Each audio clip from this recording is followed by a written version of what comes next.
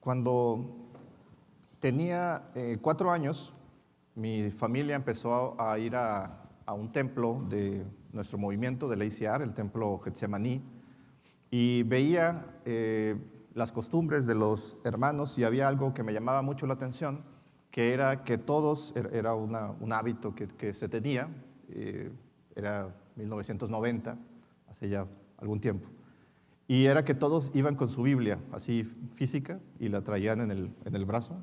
A veces era la Biblia, el himnario, el temario, y te faltaba brazo, ¿no? para llevar todo lo que necesitabas.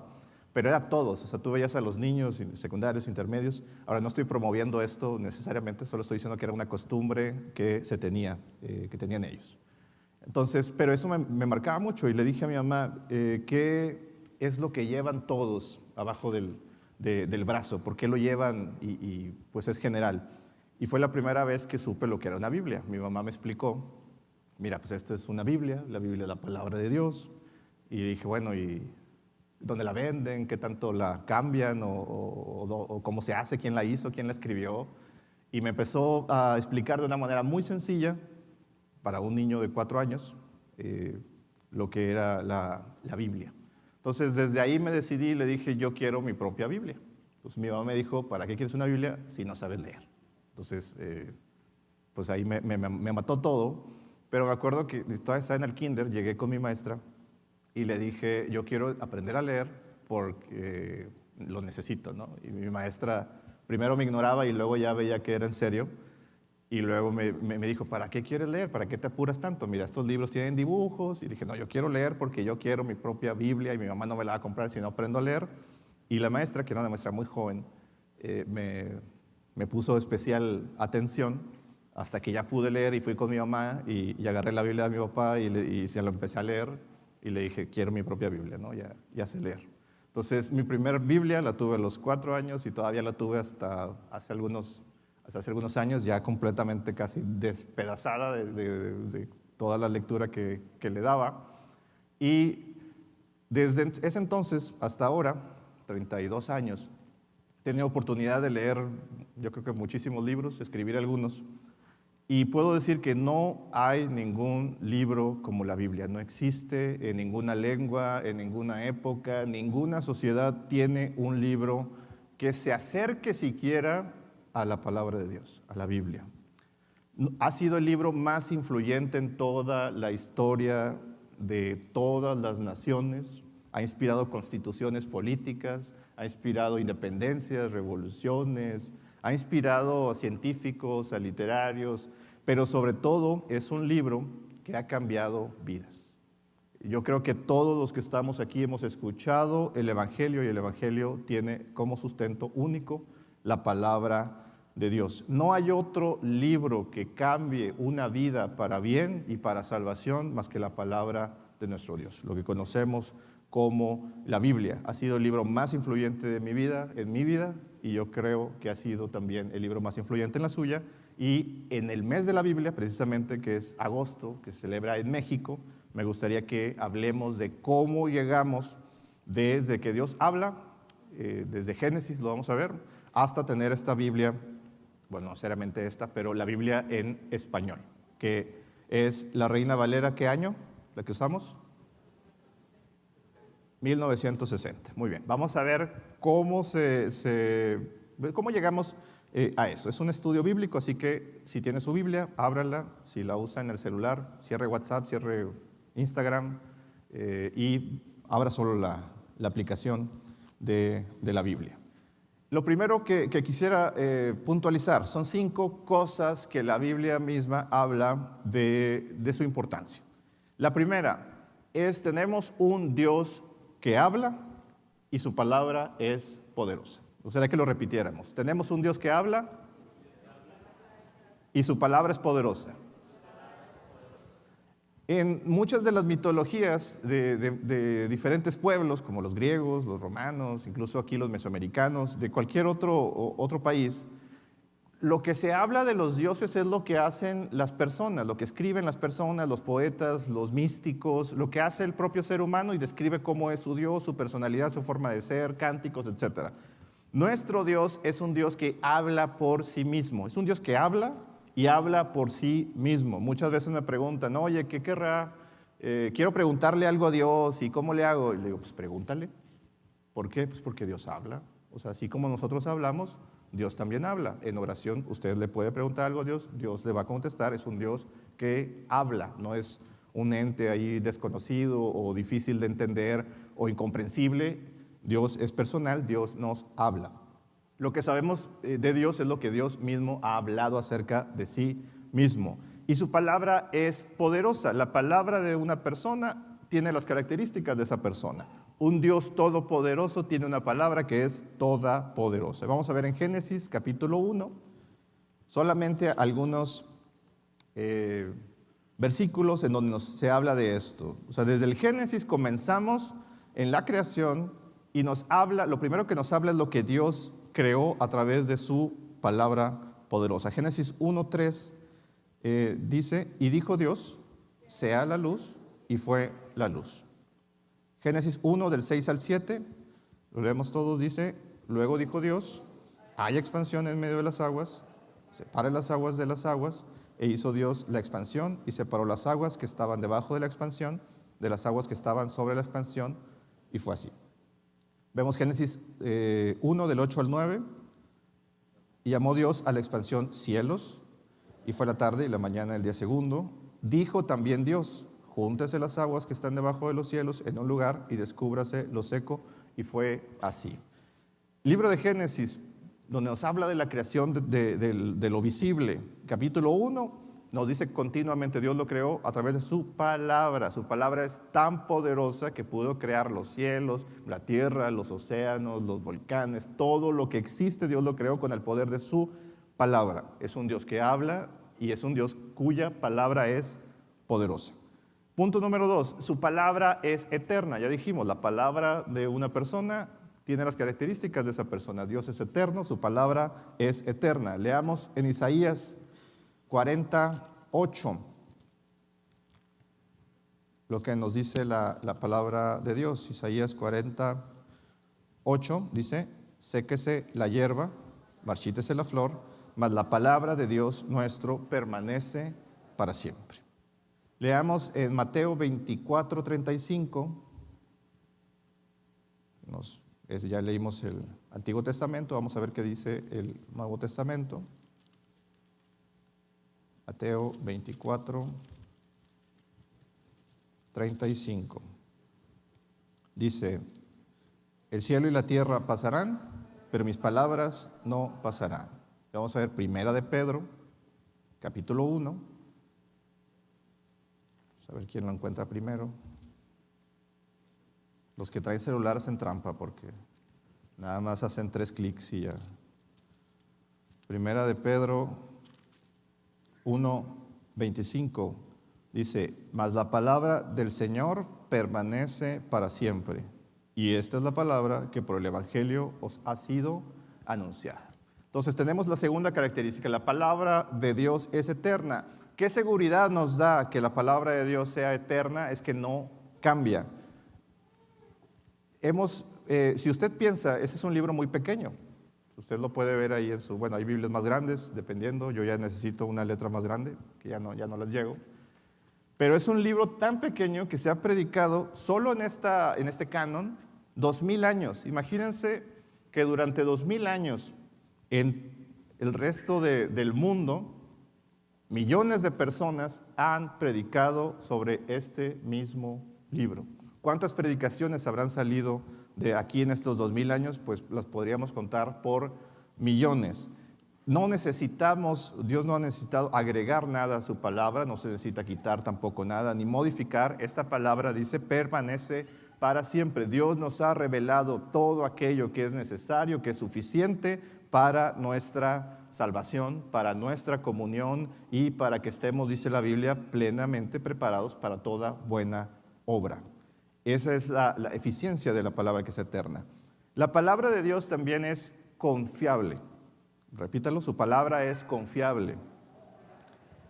Yo puedo desconfiar de muchas cosas, jamás podría desconfiar de Dios y menos de lo que dice su palabra. Si yo leo algo que está en la palabra de Dios, fiel es el que la escribió y yo confío plenamente que esa palabra es verdadera, es cierta y puede cumplirse en mi vida. Vamos a leer en Números, capítulo 23.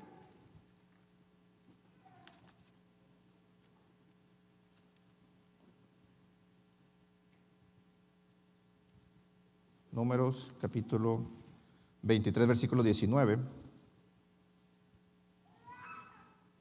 Dice, Dios no es hombre para que mienta, ni hijo de hombre para que se arrepienta. Vamos al capítulo más largo de la Biblia. Me imagino que saben cuál es. ¿Salmo qué? 119, 138, versículo 138.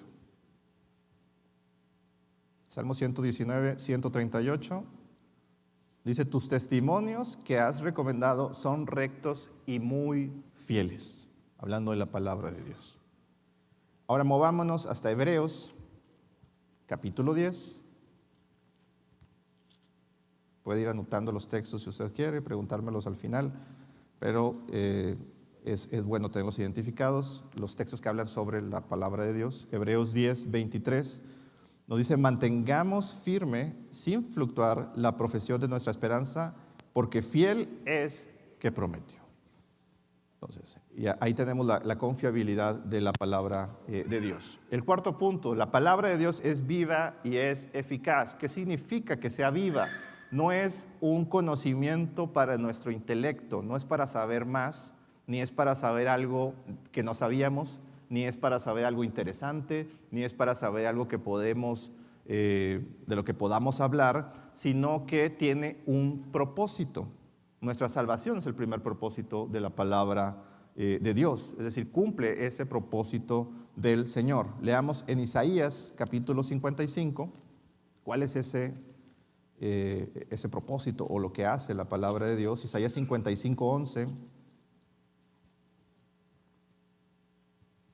Ahí vemos cómo está viva, porque se está moviendo, está obrando, está actuando, y es eficaz porque cumple el propósito para lo que fue dicha por medio del Espíritu Santo. 55:11 Isaías dice, así será mi palabra que sale de mi boca, no volverá a mí vacía, sino que hará lo que yo quiero, y será prosperada en aquello para que la envíe. La palabra de Dios, ¿cómo sabemos que está siendo viva y eficaz en nuestra vida? Cuando cumple su propósito. Si nosotros, a veces me preguntan qué traducción es correcta o qué Biblia debería leer, siempre le digo, bueno, si está siendo viva y eficaz en tu vida, si cumple el propósito de Dios en tu vida, es una buena traducción, es una buena revisión. ¿Por qué? Porque para eso fue hecha. Si no vuelve a Dios vacía, ¿qué quiero decir? Si usted lee la Biblia y la cierra y no produjo nada en usted, algo está pasando incorrectamente.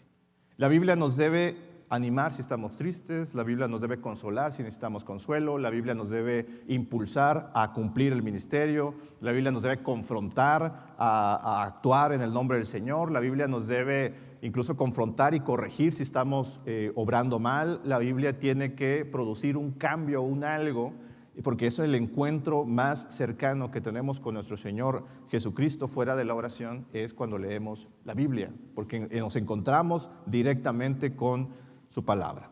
Yo que leamos en Hebreos 4, 22.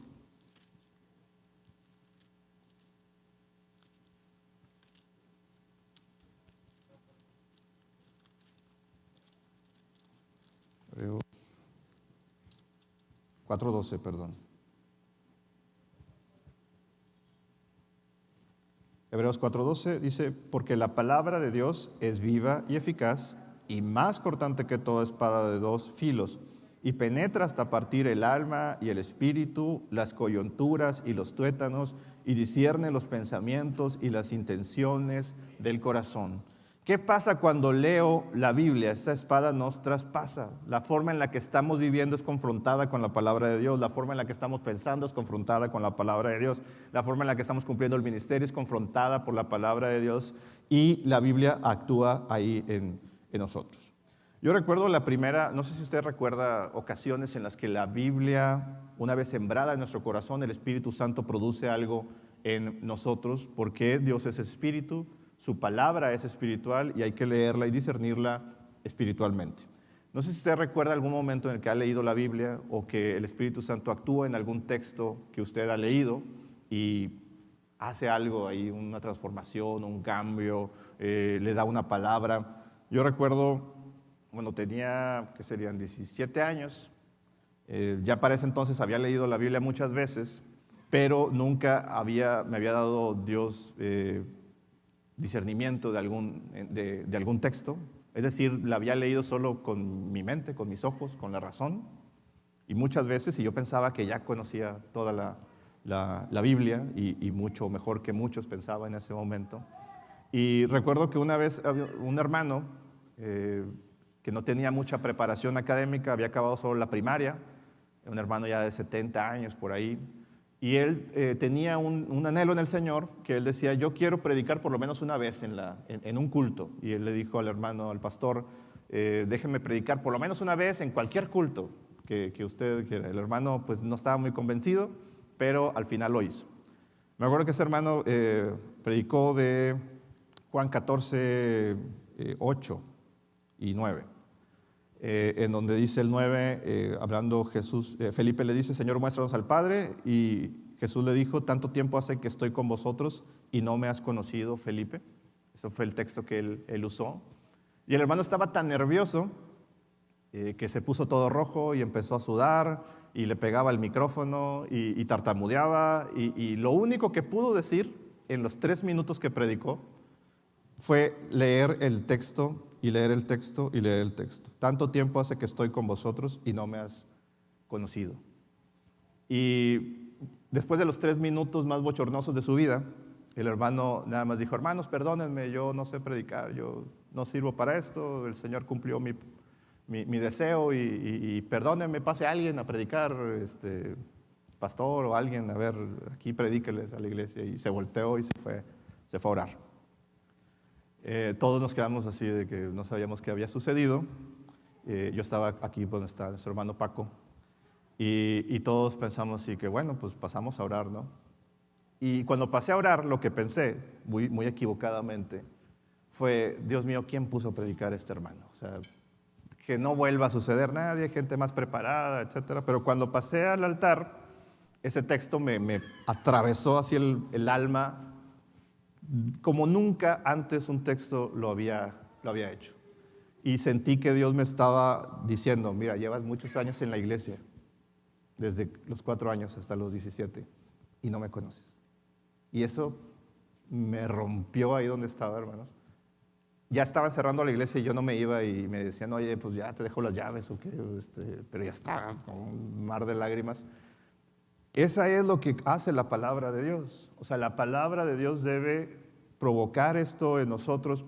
¿Por qué no sucede siempre que la leemos? Bueno, podemos orar antes, podemos orar mientras la leemos. Debemos acercarnos con esa humildad y con ese deseo de recibir algo de la palabra de Dios, porque es viva y eficaz. Cada vez que la leemos debemos pedirle: Señor, yo quiero que tú obres mientras yo estoy leyendo la Biblia. Voy a leer un capítulo, 2, 3, 10 minutos, media hora, pero mientras lo estoy haciendo yo quiero que tú actúes. Eso debería ser nuestro deseo.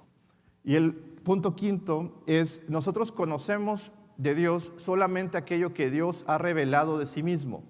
No podemos saber de Dios absolutamente nada que Dios no nos haya revelado a través de su palabra. No hay forma de deducirlo de forma racional, ni saberlo a través de la ciencia, ni de la observación de la naturaleza, ni de ninguna otra manera. Lo único que sabemos de Dios es lo que Dios mismo ha revelado de sí, y esto a través de su palabra. Leamos Juan 5:39, texto que nos habla al respecto. Juan 5:39, hablando nuestro Señor Jesucristo de las Escrituras y de sí mismo. Dice: escudriñad las Escrituras, porque a vosotros os parece que en ellas tenéis la vida eterna, y ellas son las que dan testimonio de mí. Entonces, es el testimonio de nuestro Dios acerca de sí mismo. Segunda de Pedro 1:21. Segunda de Pedro, casi el final de la Biblia.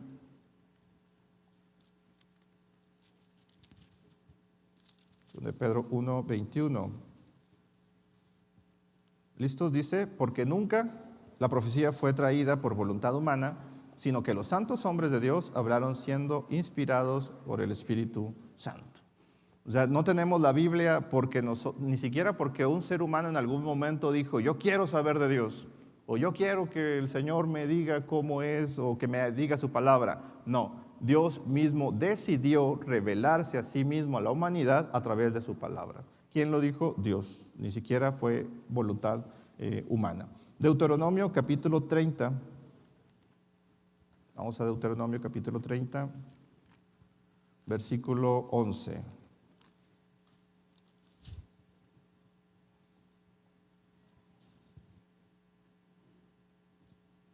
Del 11 al 16. Lo leemos todos. Dice, porque este mandamiento que yo te ordeno hoy no es demasiado difícil para ti, ni está lejos. No está en el cielo para que digas, ¿quién subirá por nosotros al cielo y nos lo traerá y nos lo hará oír para que lo cumplamos?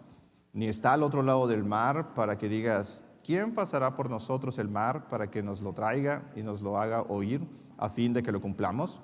Porque muy cerca de ti está la palabra, en tu boca y en tu corazón para que la cumplas.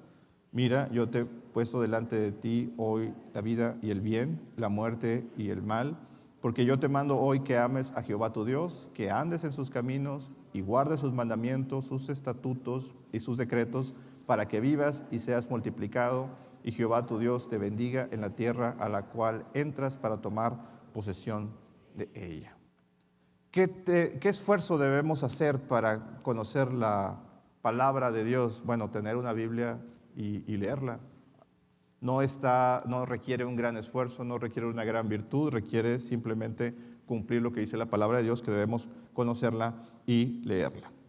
Otra particularidad de nuestro Dios es que nos habla nos habla con su palabra, y nos dice que la palabra de Dios es el alimento espiritual. Nosotros somos dos naturalezas, la física y la espiritual. La física necesita alimento, necesita energía, y nuestro espíritu también necesita alimento espiritual, y este es el único alimento espiritual que tenemos. El único, no hay otro, no lo podemos sustituir, no podemos estar sin él, no podemos cambiarlo o tener alguna otra cosa que cumpla esa función, sino a través de la palabra de Dios. Lo leemos en Mateo 4, lo que leamos Mateo 4:4.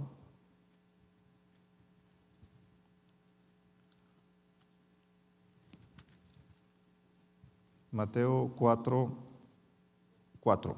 Hablando de nuestro Señor Jesucristo, dice, Él respondió y dijo, escrito está, no solo de pan vivirá el hombre, sino de toda palabra que sale de la boca de Dios.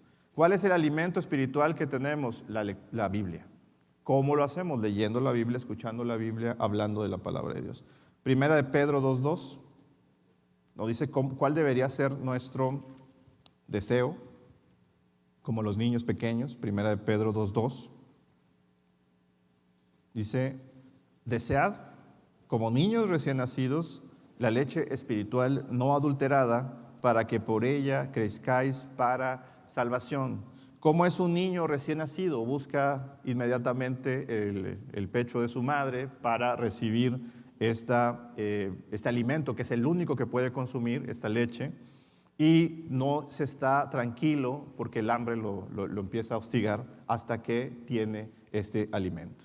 ¿Cómo debería ser nuestra vida con ese deseo inminente del Señor de leer su palabra? Ahora, ¿cómo revela Dios la palabra a la humanidad? A través del pueblo de Israel. El pueblo de Israel es el depositario de la palabra de Dios a la humanidad, y por ahí nos llegó este canon que tenemos como la Biblia.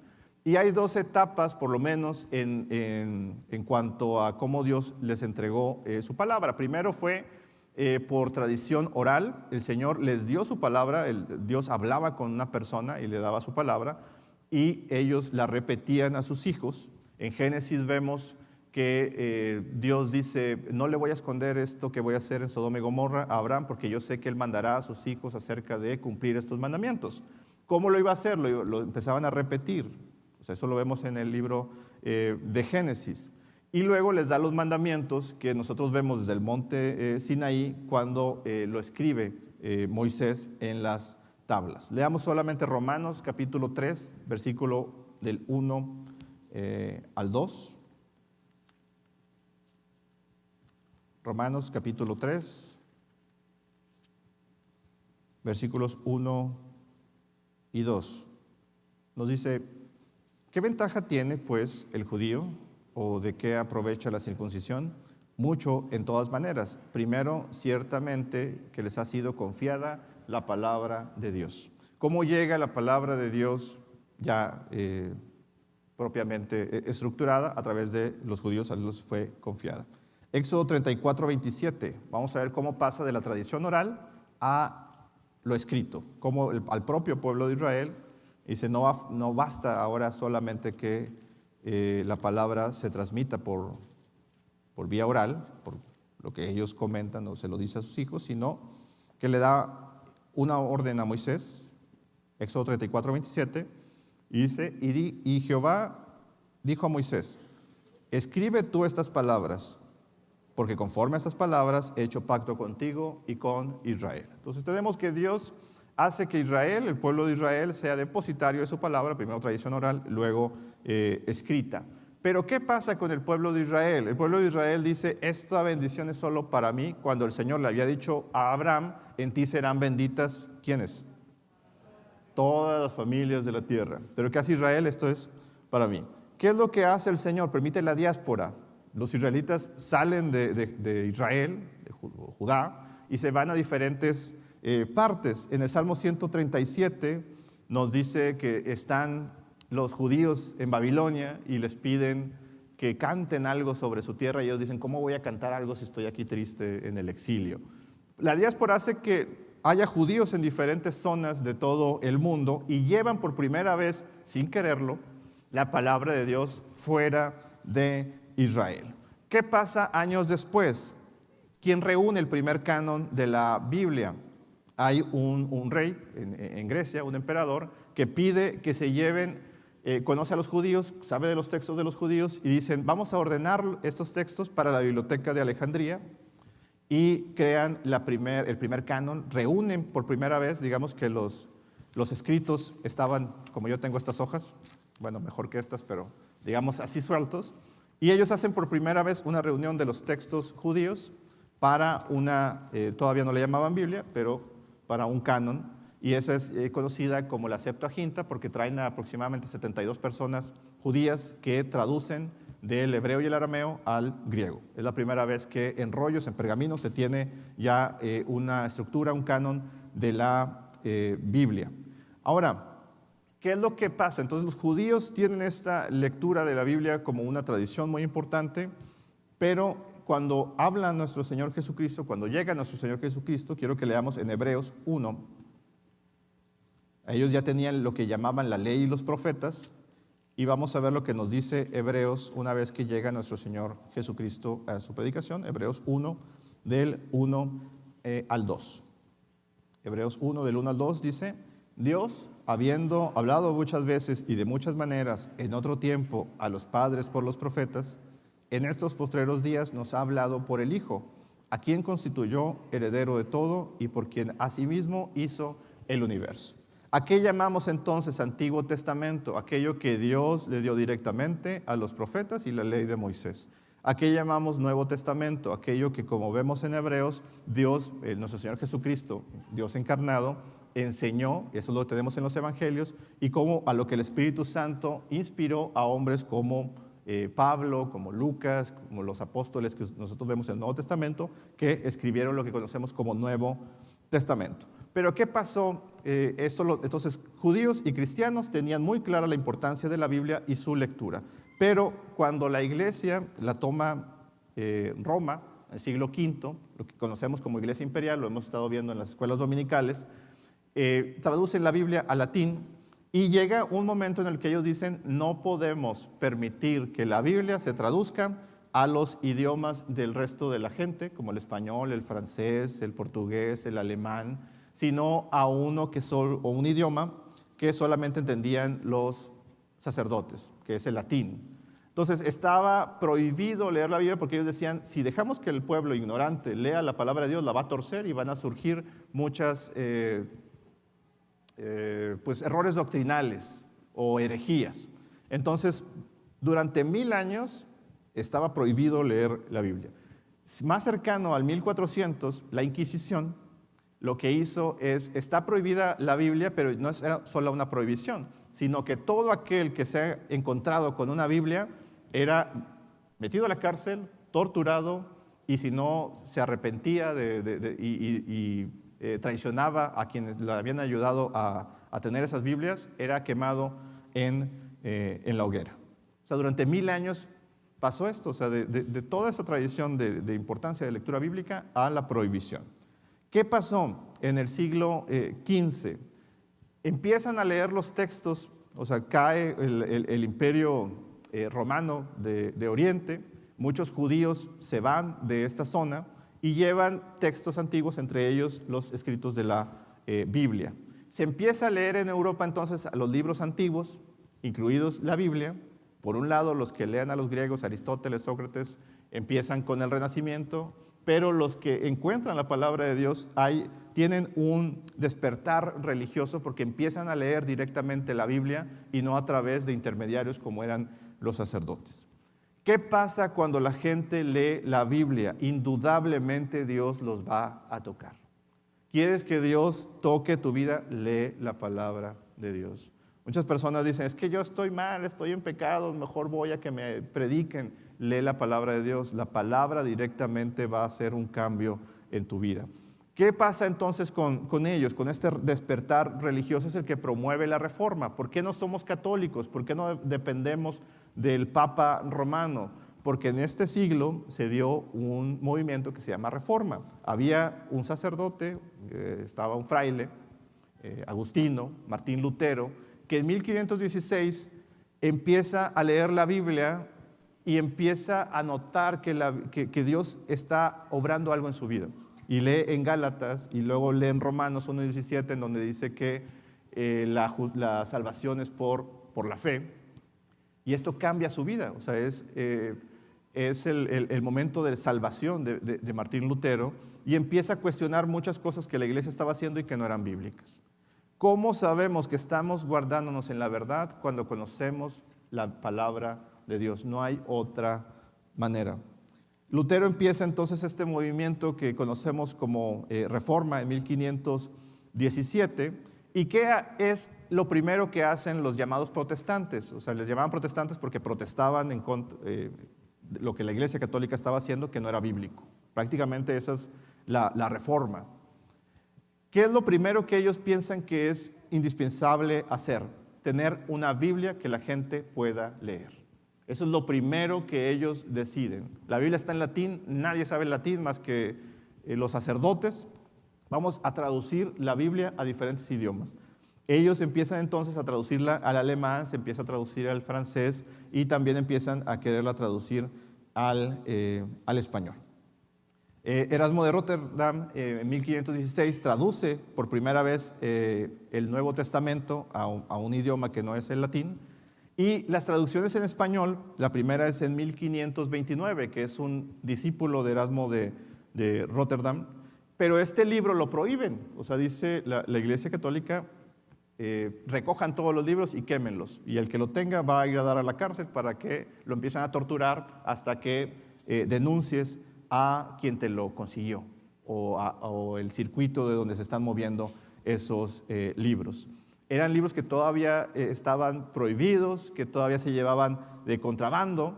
Muchos contrabandistas dicen para la época que dejaban de contrabandear alcohol u otras cosas ilegales para contrabandear Biblias porque les dejaba más dinero. Imagínense el caso, o sea, que era un pirata el que te llegaba con un cargamento de de Biblias, porque estaban prohibidas. En América también estaban prohibidas estas Biblias, a quien los tenía era fácilmente quemado, y había en España un contrabandista que se llamaba Julián Hernández, que empezó a contrabandear Biblias. Él vendía vino y haz de cuenta que había un tonel de vino hasta este tamaño, llenaba de vino desde aquí hasta este pedazo y toda la parte de abajo las llenaba de Biblias. ¿Por qué le funcionaba contrabandear Biblias con vino? Porque si te cachaban, les regalaba el vino, ¿no? y se acabó. Era una forma muy práctica de contrabandear Biblias. No les estoy dando ideas, ahorita ya se consiguen las Biblias de otra manera.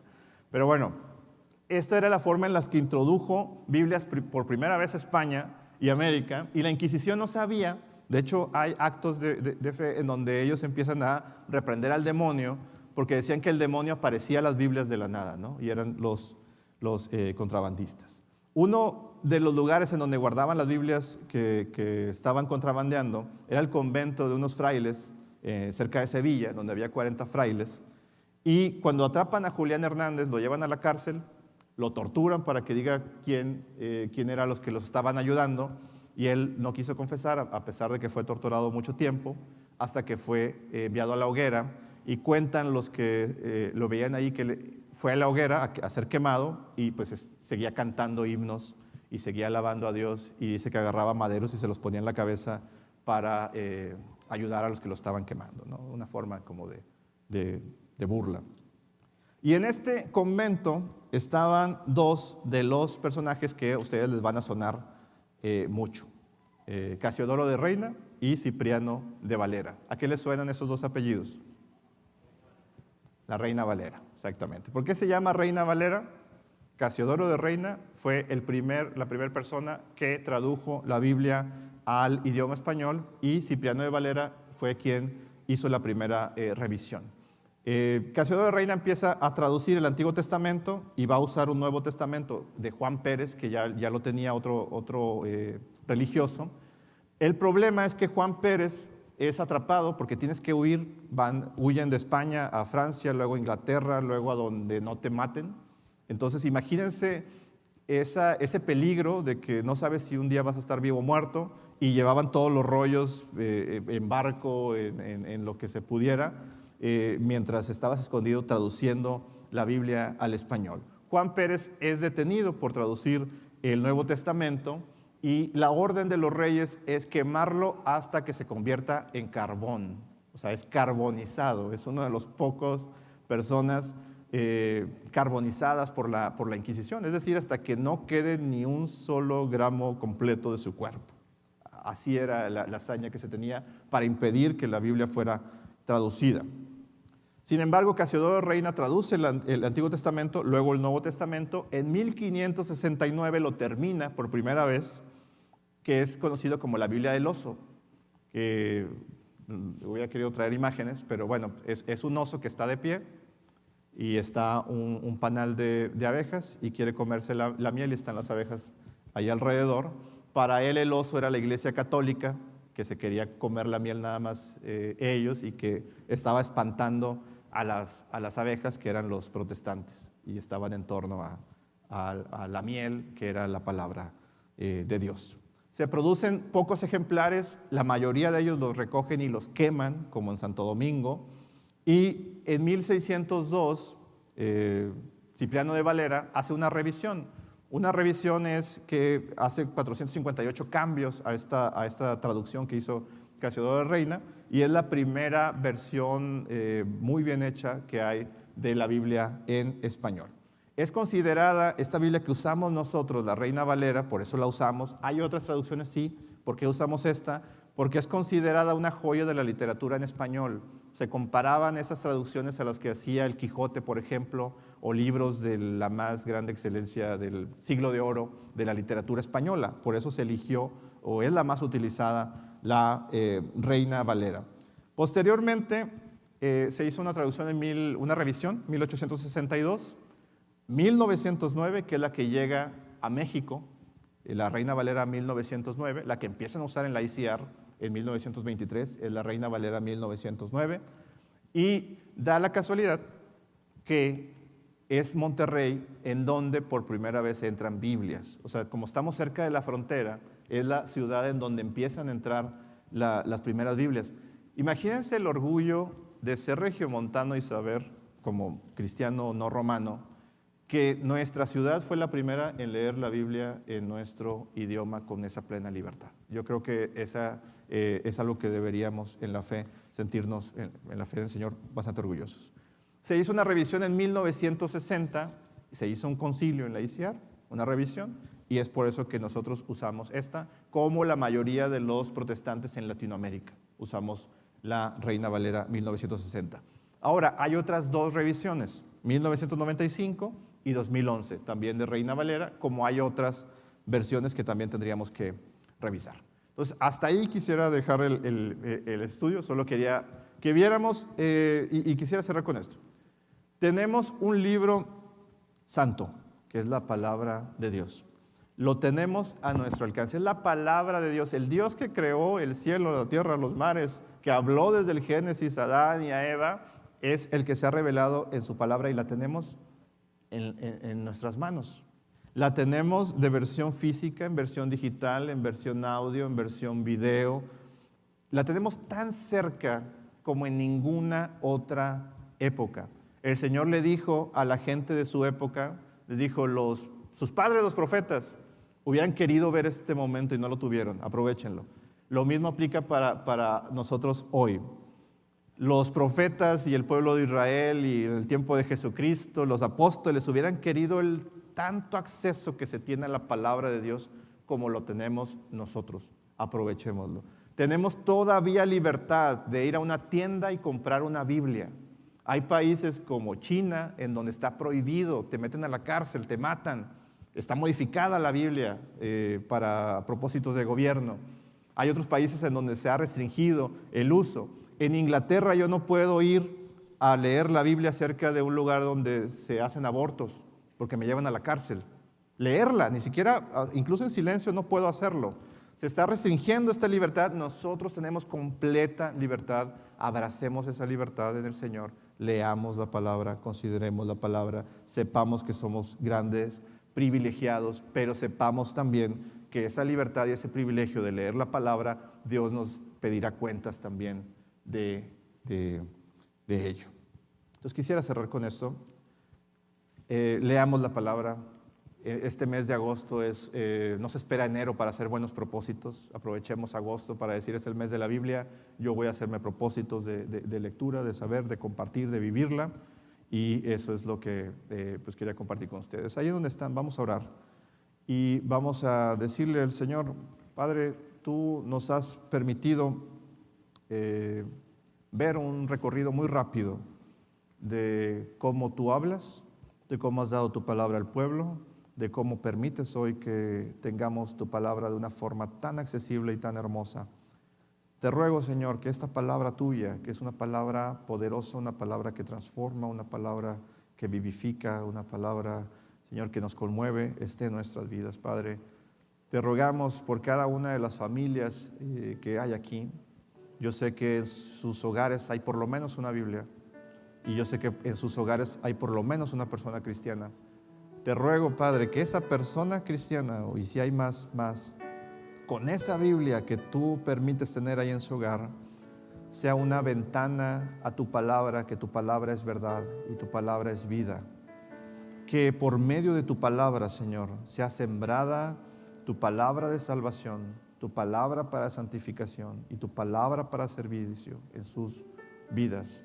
Que haya vidas transformadas por medio de tu palabra, que haya vidas que te sirvan por medio de tu palabra, que haya sanidad, que haya gozo, que haya paz, que haya todo el fruto, Señor, que tú has prometido.